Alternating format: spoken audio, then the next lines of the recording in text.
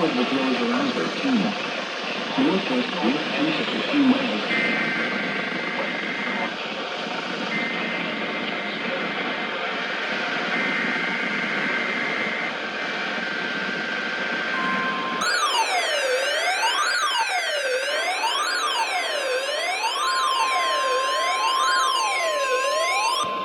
This is a test of the National Weather Service weather radio warning alarm for the KHB-59 listening area of northeast Florida. Winds of 10 kb with weather situations.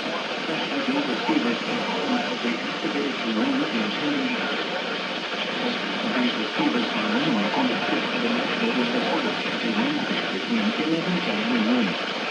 Warn areas of weather who are expecting severe weather in the area. The test will be postponed until the following day.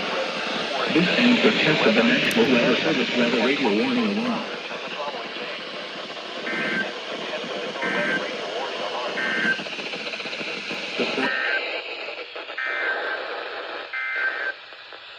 A winter weather message. Following This is the weather in the following counties in Pennsylvania, Lawrence.